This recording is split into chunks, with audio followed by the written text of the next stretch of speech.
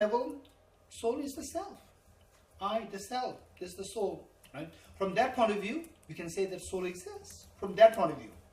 From that point of view, the soul exists in the form of the I, the self.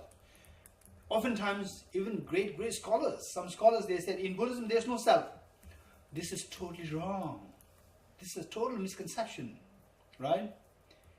This is a total misconception. And then some people may say, oh, in Buddhism there is no self, right? If the person really meant that they say there is no self, this is wrong. Whereas the person may be putting like, there's no objectively existing self. That is correct. There's no intrinsically existing self. There's no objectively existing self. Everything exists subjectively. If this is how the person interprets, that is perfectly correct. Otherwise, just say the self does not exist. That is wrong. Because the Buddha said, you are the self. The self is the master of oneself. In other words, you are the master of yourself. If there's no self, how can the Buddha say that you are the master of yourself? If there's no self, how can you exist? How can I exist? I and you, they are the examples of the selves. Right? Self does exist. So then Buddhism talks about selflessness. This is a short form of selflessness, of objectively existing self. This is how we need to understand things very clearly. Okay, with this mind, the self in Buddhism, it does exist. Buddhism does not reject self. If somebody understands soul in the context of a self or a person, there's nothing wrong in it. But when does it go wrong? When you go into specialization as to what exactly does mean by the self or the soul or whatever, with the three characteristics: the self to be permanent, self to be unitary, self to be independent. Such a self characterized by three attributes: permanent, unitary, and independence. Such a self does not exist. Whereas a self deprived, whereas a self which is devoid of these three attributes, the opposite of the three attributes, such a self does exist. So this is the distinction that we need to make. So from that point of view, whatever thought comes to you, for example, spirit or whatever, see what do you mean by spirit. You have to well define it, and you have to be able to explain it empirically. Only then we can say whether it exists, not exists, whether that is a mind or not mind, whether there's a self, not self. All these things can be explained. So in other words, what I would say is that spirit, how that is understood in the Judeo-Christian concept. In a loose sense, the spirit is nothing but the self. And the self, Buddhism does not reject. Buddhism accepts self, the person. Self exists. Yes. So when you say that a person gets enlightened, so is self get enlightened? Exactly. Okay. Yes, yes, yes. When self, sorry, your name? Inbal. Inbal, yes. When Inbal becomes enlightened, right? Then Inbal's self becomes enlightened. Inbal's person becomes enlightened, right? Inbal's person, Inbal's self, these three are synonymous. So myself, the self is enlightened. Exactly. It still exists as an enlightened. Exactly. Okay. It does exist. Even after enlightenment, you still continue to exist as an Imbal. Or I told you Imbal. Say Imbal is the label connected to this life. Yes. Right? This one. Maybe next life, what? Imbal 2? Right? Oh, I'm not Imbal, I'm Imbal 2. Maybe next life. You never know. Ethiopian.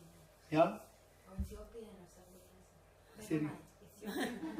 Ethiopian. Ethiopian, not Okay. Israeli. Okay. Yes, then maybe you become Tenzin. Right? Is that a bad name? Tenzin? Oh, you are Imbal. No, I'm not Imbal. Yes, you are Imbal in your past life. No, I don't know. You may say like this. Okay, so but the self continues. The self may not continue as Imbal.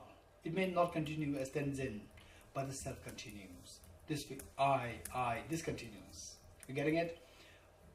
It's me? Yes. I have a small question about what you just said.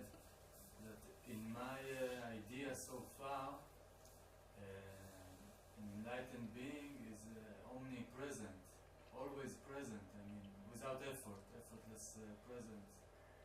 And in that state, there is no room for the identity, so-called, to manifest. So Okay, this is a good question. Very good question. Your name? Itai. Itai. Itai. Itai or Itai? I don't know. Itai. Itai. Itai. Yes. Okay. Say when Itai becomes enlightened. When Itai becomes enlightened, you are very right in terms of, say you become omniscient. Itai becomes omniscient. And it literally, Itai's mind spreads in every atom of the universe. There's no space left where Itai's mind does not pervade. Omnipresent, omniscient. Okay.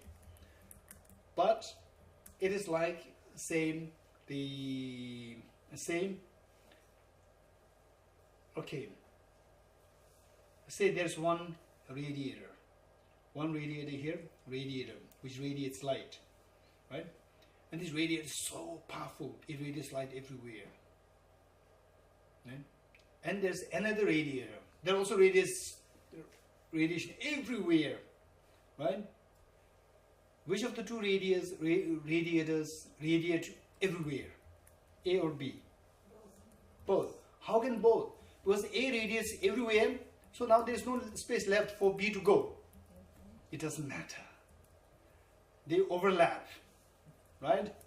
A pervades everywhere, B pervades everywhere. But don't say A is B, B is A, right?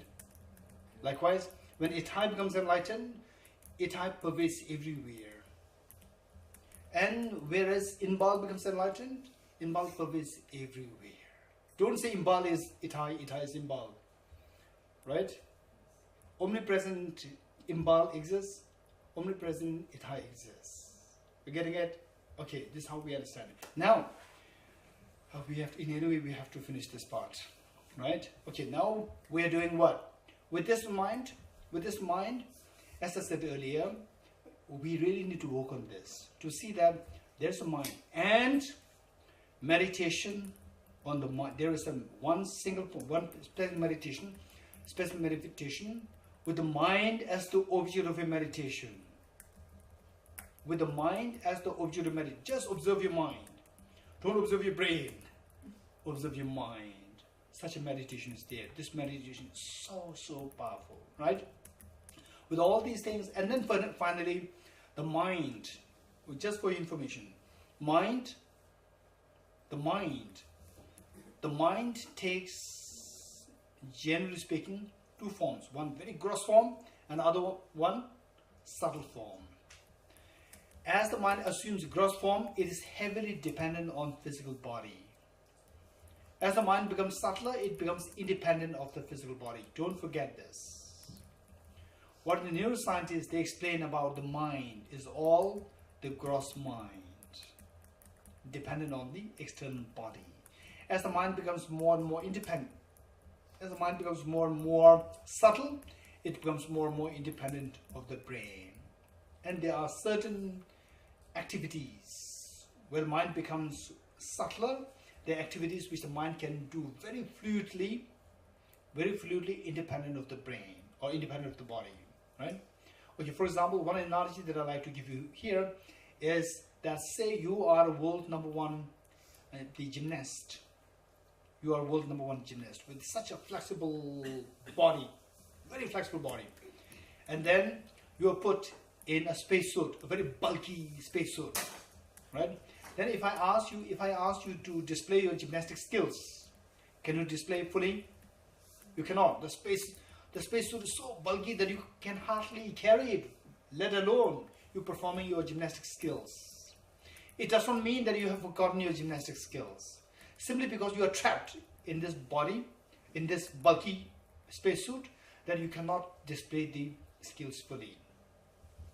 You getting it? Now, when you get out of this body, when you get out of this spacesuit, then you can display the skills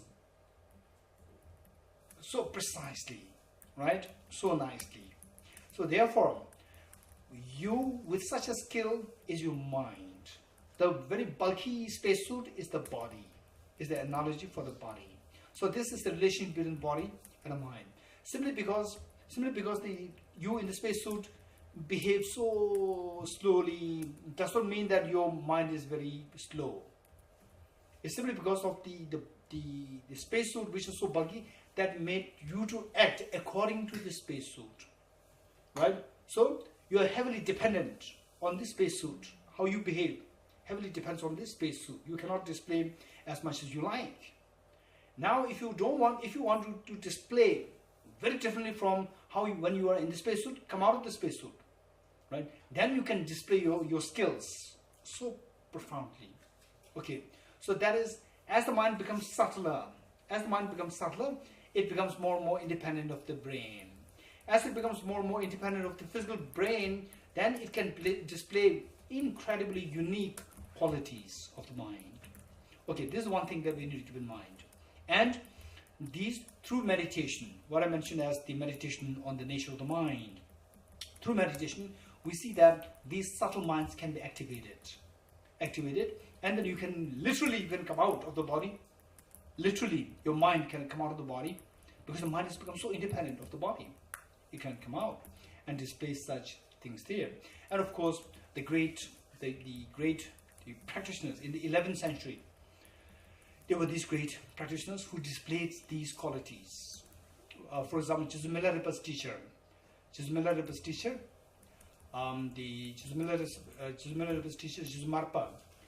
Marpa is said to have that experience, that quality to eject the mind from the body. So then on the way, when Geshe Marpa was visiting India, traveling to India, and Atisha Devangara was traveling to visiting Tibet. On the way, two of them met on the way, and then Atisha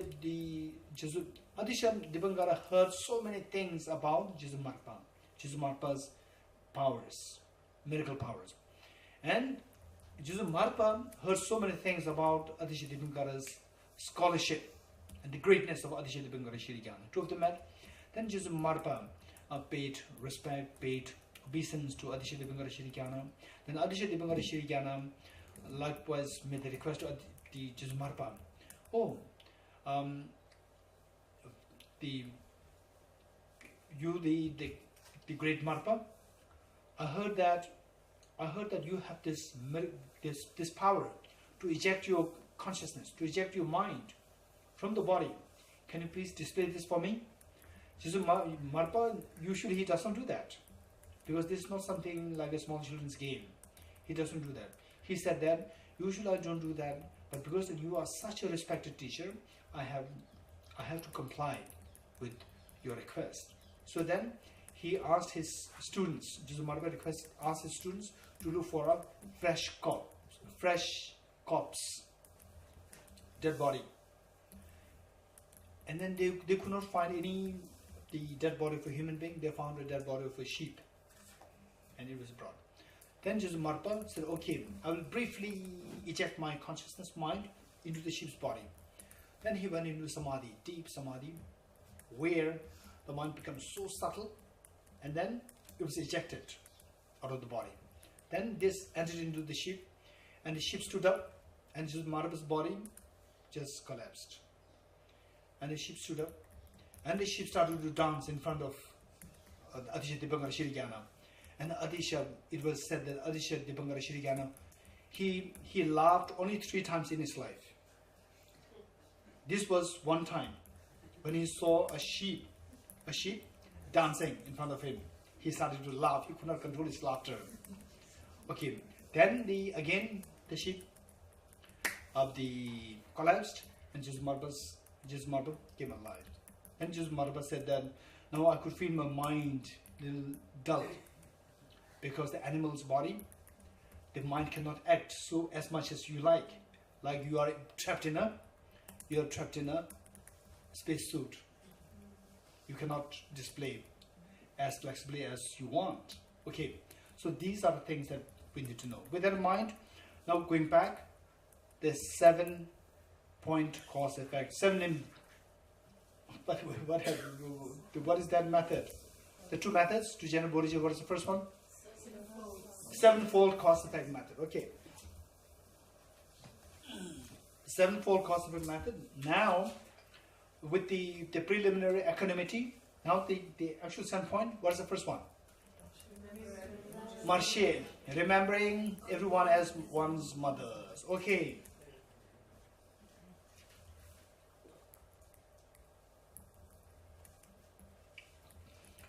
Initially, I'm sharing my own personal experience with you.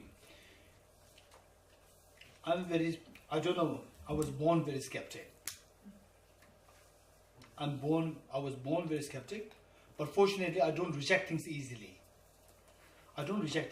Nor I accept things easily. This is how I was born. I don't know, I can't do anything with that. Fortunately, I'm very happy to have met with the Buddha's teachings, which said, just as the goldsmith tests the purity of the gold, we should also examine one verse and put them to practice, not simply because you respect me. I saw this and I'm very happy that I'm very skeptic. So this is my approach.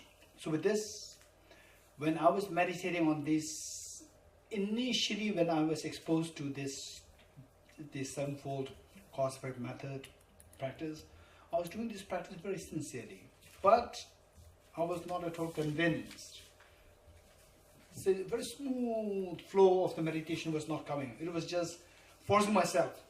Okay, first marche, then I sit. Then think about my mother of this life, mother of my former life, mother of my former life, like this. But then mother of this life, I understand is, yeah, that's true. But mother of a former life, then I felt little, resilient, resistant to accepting this.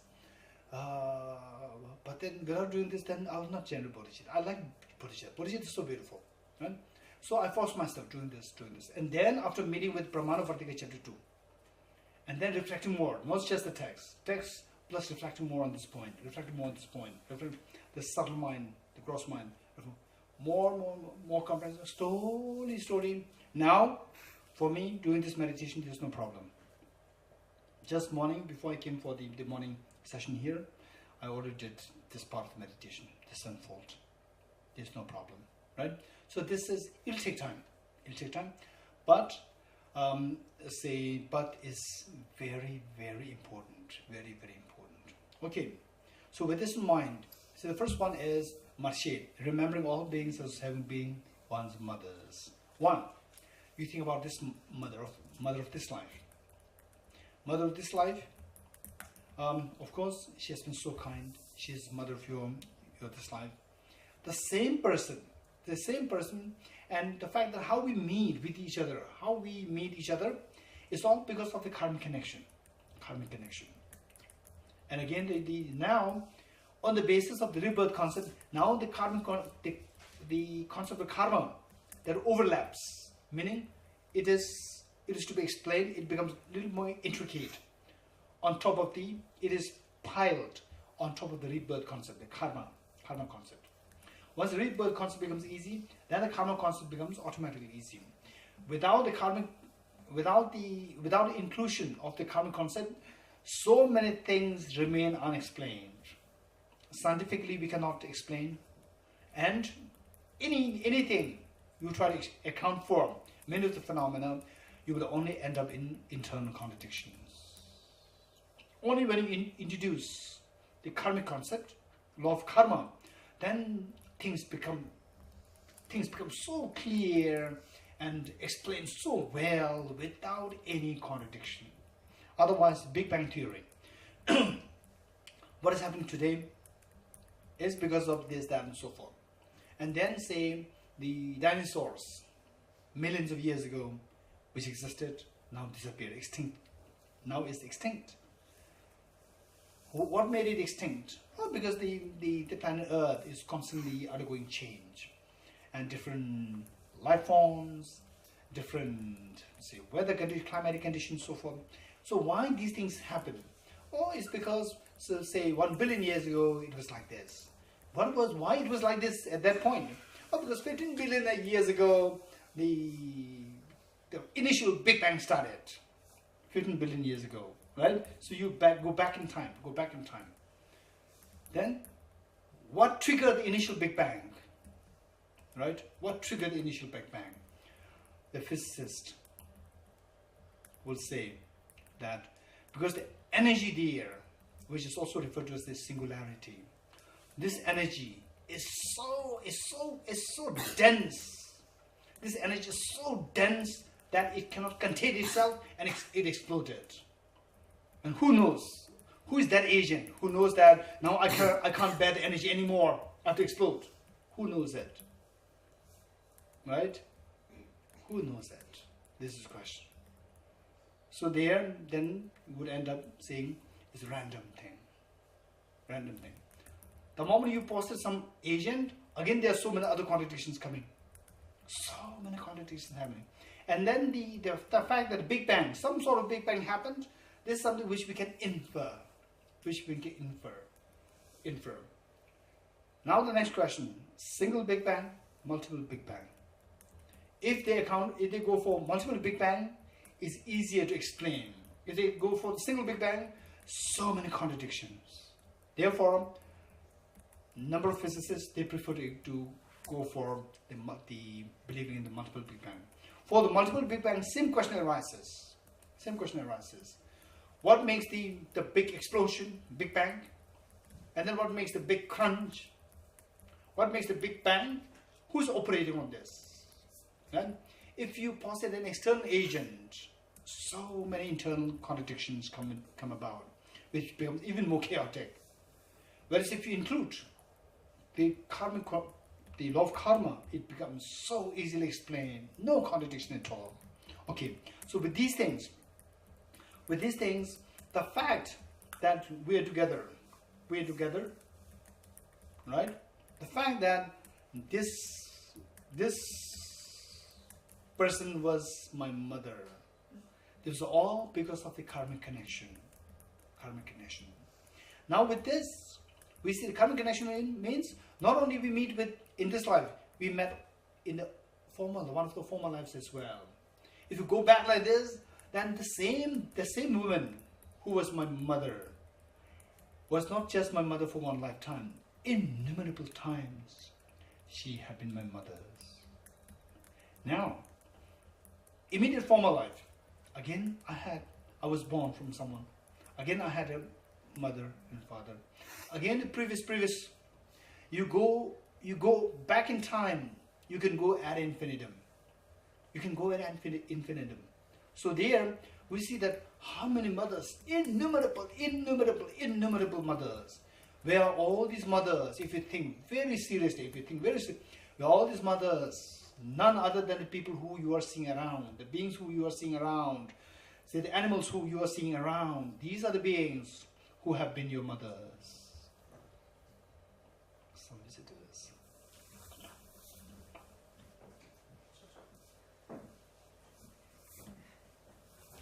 Okay. So with this, if you think like this, then say our mind.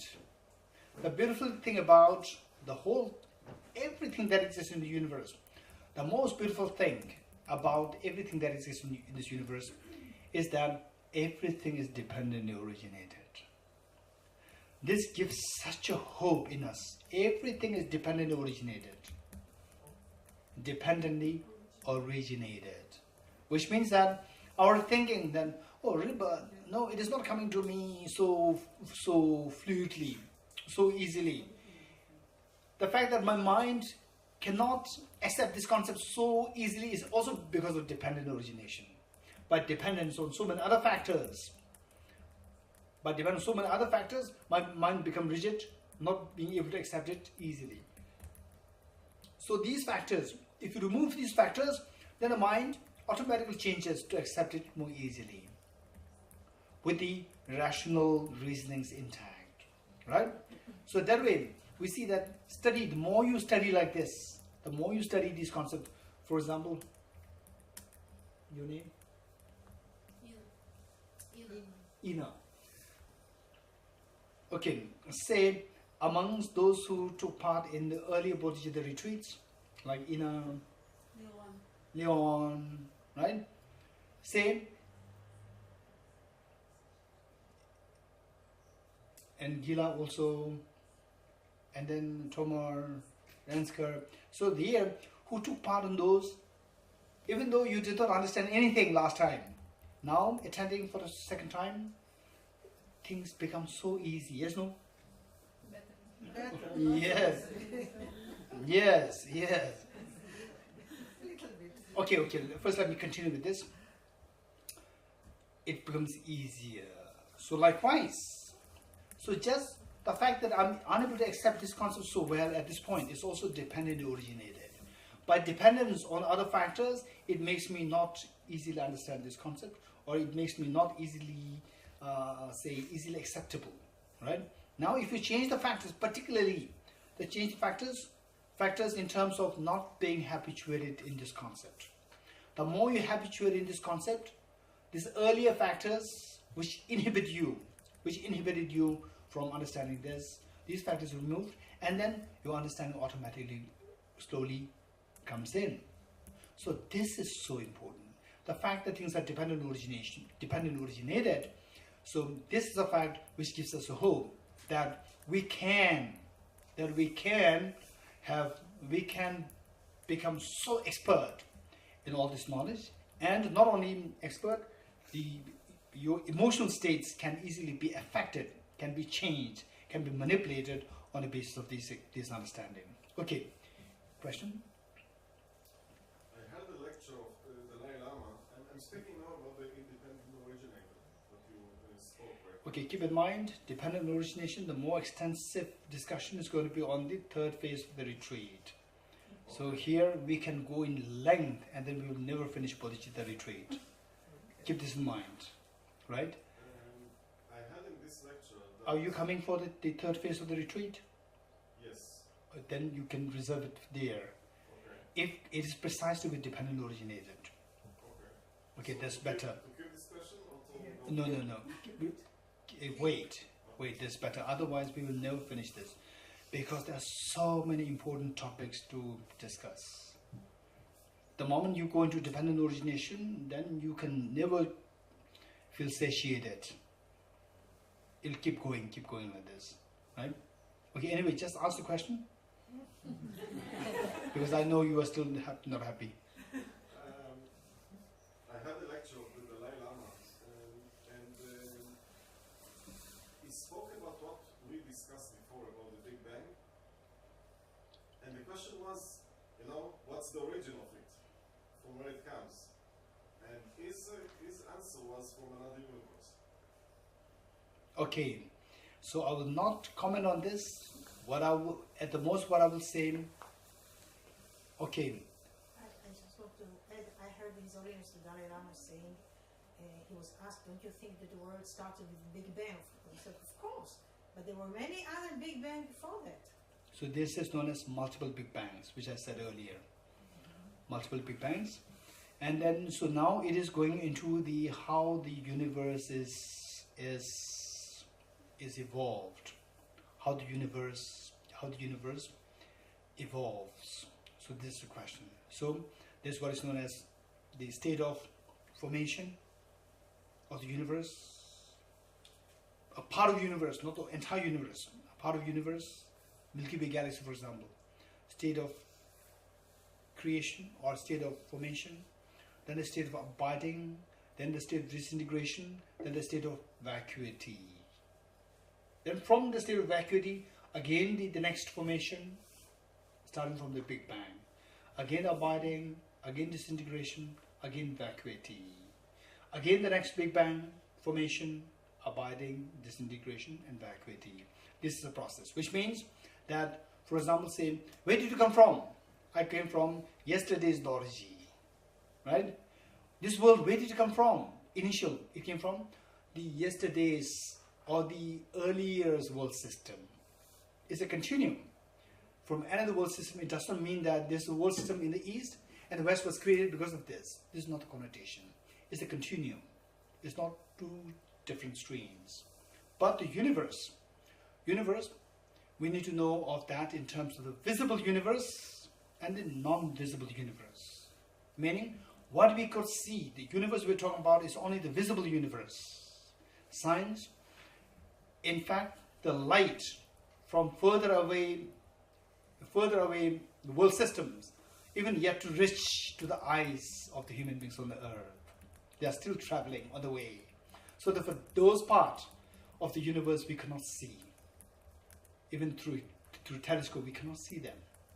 That is known as the unseen universe. What is visible now, we describe as universe. This is actually not the full universe. This is the visible universe. Okay, these distinctions we have to make. Okay, with this, the first one is Geshe. Remember all beings as having been one's mothers. Okay, then what is the number 2?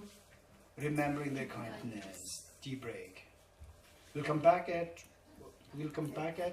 Quarter to 5? Quarter to 5. quarter to 5. We come back at quarter to 5? Yes.